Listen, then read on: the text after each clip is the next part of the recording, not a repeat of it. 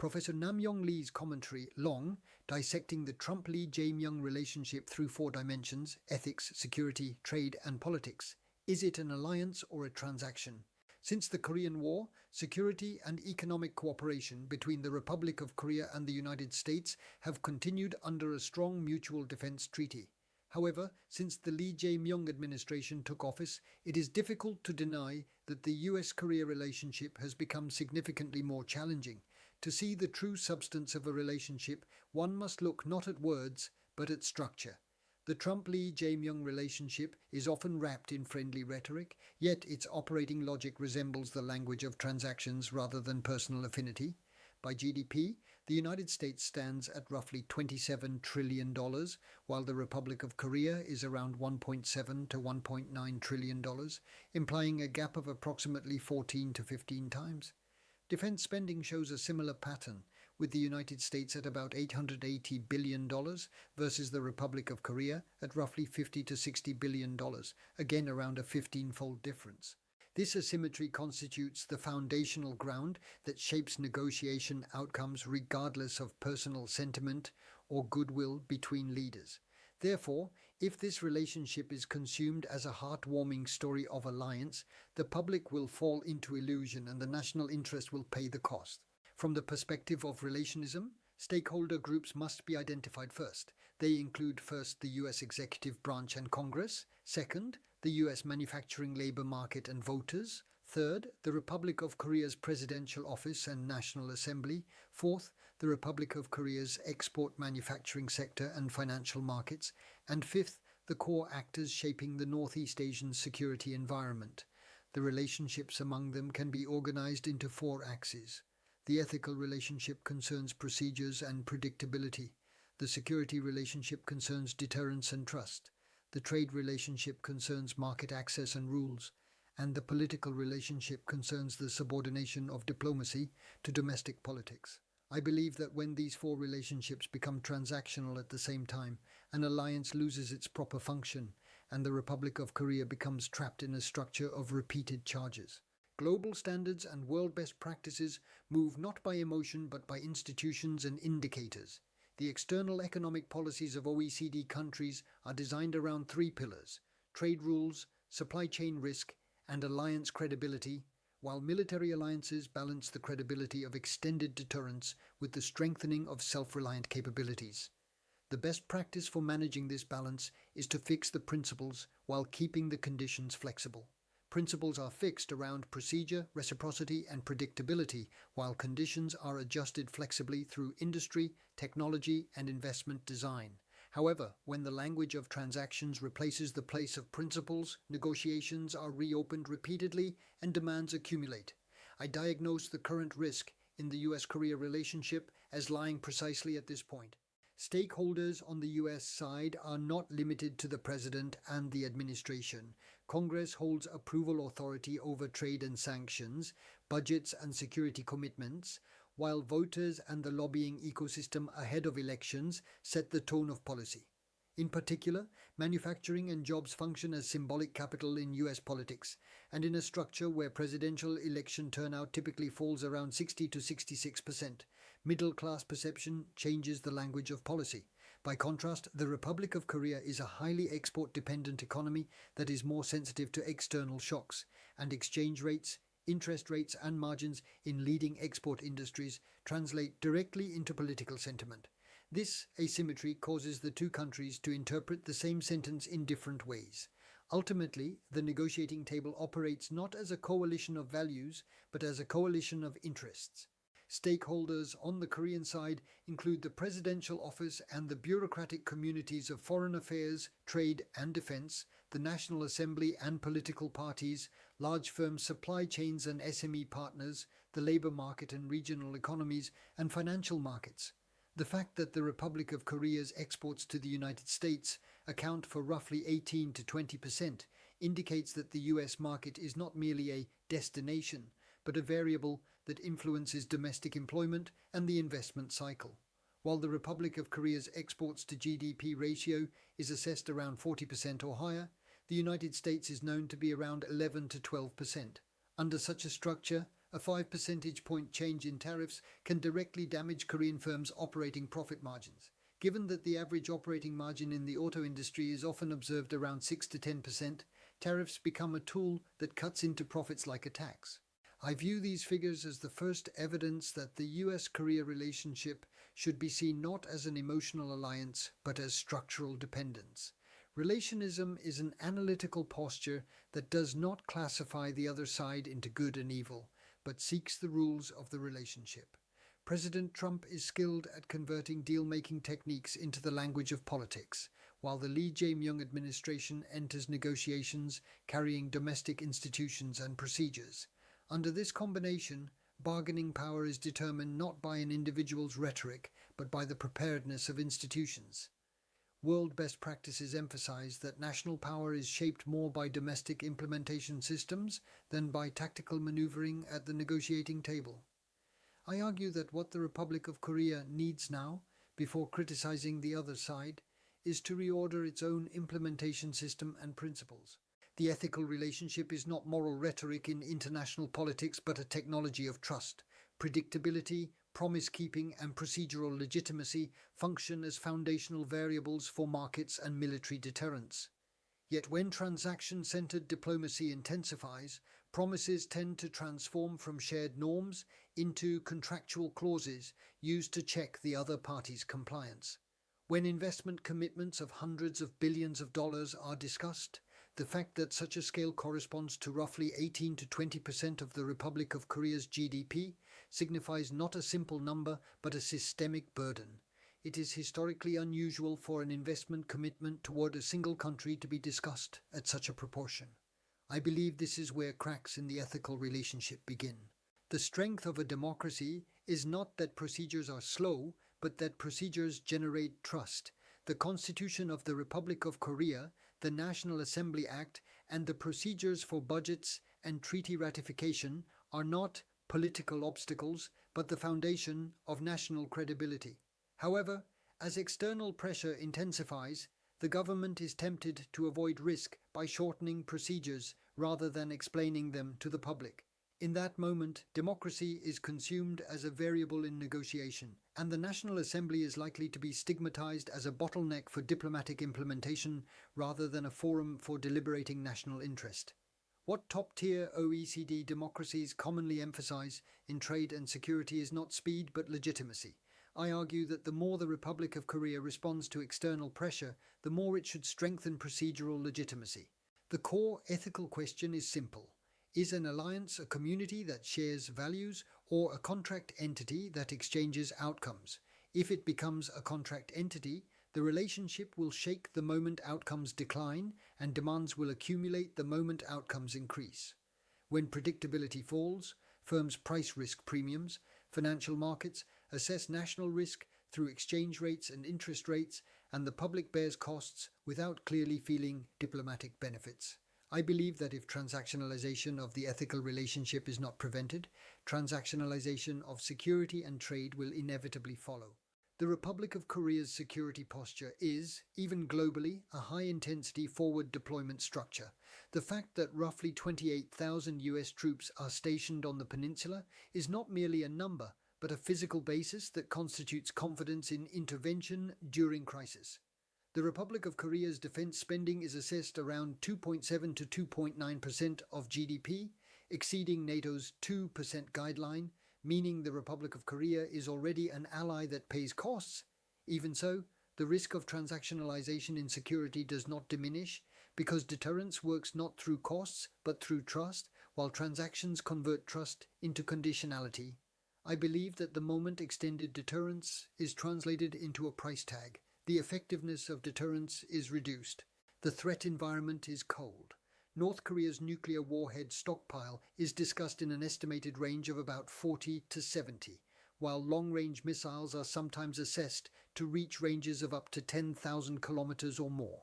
In such an environment, nuclear-powered submarines, deployments of strategic assets, and strengthening extended deterrence can be treated not as purely military questions, but as items of exchange value in diplomacy. The essence of an alliance is trust in automatic intervention during crisis, and if that trust is perceived as being exchanged for additional burdens or additional concessions, an adversary will attempt to test alliance cohesion. As tests repeat, deterrence weakens, and weakened deterrence demands even more costs. I view this as the most expensive vicious cycle. World best practices manage security in layers. First, deterrence consists of the nuclear umbrella and conventional forces. Second, resilience consists of cyber, energy, and supply chains. Third, combined operations consist of command and control and joint training. And fourth, crisis communication consists of hotlines and crisis management protocols. The Republic of Korea should not place security issues on the table as a single card, but should distribute them across a layered structure to make transactionalization more difficult. To that end, the Republic of Korea should build trust as a system rather than as isolated events through quantified goals for self-reliant capabilities, regularization of joint training, and institutionalization of defense industry and technology cooperation. I warn that if security relations are not systematized, trade pressure can expand into a package negotiation that absorbs even security agendas. The US-Korea trade relationship is one of the world's largest bilateral economic relationships. Annual trade volume is often cited around $180 to $200 billion, and its impact on the Korean economy is substantial. While the Republic of Korea's export share to the United States is around 18 to 20%, the US export share to the Republic of Korea is assessed around 3%, illustrating a clear asymmetry of dependence. In other words, the Republic of Korea is far more sensitive to rule changes in the US market, while the United States has a stronger incentive to treat the Republic of Korea as a replaceable partner. This asymmetry becomes the structural fuel for trade pressure. I argue that if this point is not faced squarely, trade policy will betray reality. Global standards are the technology that converts rules into trust. Free trade rules increase predictability and expand investment and employment, but when tariffs function as punitive tools, firms diversify supply chains and pass costs forward. Even a 5 percentage point change in tariffs can immediately shock low-margin industries such as autos, batteries, and steel. In industries with operating margins in the 6 to 10% range, tariffs can damage the core of competitiveness. The results transmit not only as export declines, but also as reduced investment in the domestic supplier ecosystem, weakened employment, and contraction in regional economies. I argue that trade pressure should be redefined not merely as a diplomatic issue, but as an issue of domestic industrial policy. World best practices respond to trade risk in 3 ways. First, they reduce demand risk through market diversification. Second, they lower tariff elasticity by moving up the value chain. And third, they strengthen defensive capacity through rules and legal systems. The framework of the US-Korea FTA, WTO rules, and each country's trade remedy systems operate not through emotion, but through clauses and procedures. The Republic of Korea should develop trade law expertise, data-driven capability for origin, subsidy and environmental regulation compliance, and supply chain traceability systems as national capacities. I believe that what matters more than the skill of winning negotiations is the system that prevents loss in ordinary times. The statement that international politics is an extension of domestic politics is not a textbook phrase but a real rule.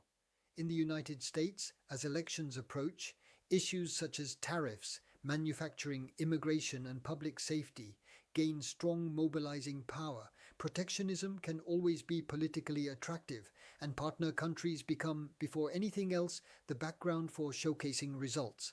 By contrast, it is widely understood that the Republic of Korea experiences high volatility in presidential approval, and swings of 20 to 30 percentage points within a term are not rare. Under such conditions, external negotiations can quickly translate into domestic political risk. I believe that instability in political relations is a key variable that simultaneously shakes ethical, security, and trade relations. The Republic of Korea has strong economic fundamentals, including foreign exchange reserves assessed around the world's 9th largest and sovereign credit ratings classified at the AA level. However, geopolitical risk is often assessed to be higher than the advanced economy average, creating a dual structure in which the economy is advanced while the security environment is quasi-wartime. Under this structure, leaders face temptation to showcase diplomatic results in the short run, while the costs of diplomacy tend to accumulate over the long run. When an alliance is used as a stage for demonstrating results, strategy disappears and only tactics remain. Tactics cannot outlast an election, and diplomacy without strategy produces greater costs in the next negotiation. I argue that stopping the stageification of political relations is the starting point of national interest. World best practices institutionally ease the collision between domestic politics and diplomacy through bipartisan foreign policy principles, reporting to the legislature and building social consensus, institutionalization of public-private cooperation, and unified crisis communication systems. The Republic of Korea should fix foreign affairs, security, and trade not as a partisan event, but as a national system. Only then will the baseline not shake, even when the other side's political timetable changes. For this purpose, I believe the Republic of Korea should establish a bipartisan strategic council at the National Assembly level, an industry-by-industry trade risk control tower, and crisis management protocols linked to exchange rates and financial markets. Based on an FEA-style solution, the Republic of Korea's government should be redesigned as a relationship operating system. Problem solving is not emotion, but architecture. I believe the enterprise architecture approach accumulated by the US federal government is also valid for the Republic of Korea. From an FEA perspective, foreign affairs, security, and trade are not the work of a single ministry, but a whole-of-government performance system that should be reorganized into 4 domains: services, delivery mechanisms, support systems, and resource management. External policy performance should be managed not by declarations, but by data. And interministerial accountability should be connected not by documents, but by processes. The weak point of the Republic of Korea so far has not been policy, but the policy operating system. I argue that to resolve the essence of the Trump-Lee Jae-myung relationship, this operating system must be repaired first. First, from a service perspective, the goals that citizens can feel should be clarified. Goals such as reducing exchange rate volatility, absorbing export shocks, decreasing security uncertainty, and stabilizing supply chains should be quantified. Second, from a delivery mechanism perspective, diplomatic negotiation, trade law response, industrial policy execution, and financial market stabilization should be linked into a single scenario. Third, from a support system perspective, data governance, legal expertise, public-private collaboration, and a standing pool of international negotiators should be institutionalized. Fourth, from a resource management perspective, budgets, manpower, laws, and information systems should be reallocated around objectives. I believe diplomacy becomes national capability rather than an event only when these 4 layers are connected. Global standards demand engineering of relationships. Pressure from the other side cannot always be prevented, but the pathways by which pressure turns into costs can be blocked through design. For example, trade risk should be modeled through industry-level profit sensitivity, compliance rates for rules of origin, and availability of alternative markets, while exchange rate risk should be managed through foreign currency liquidity, payment structures for exports and imports, and hedging ratios. Security risk should be quantified through combined operations indicators, early warning systems, and protocols for strategic asset deployment. If the Republic of Korea fails to build this level of management system, I believe any leader will be pulled into the language of transactions. As prescriptions, principles should be fixed, negotiations should be distributed, and costs should be transparently disclosed domestically. First, principles must be fixed. Procedure, reciprocity, and predictability are not negotiation items, but constitutional principles of national governance.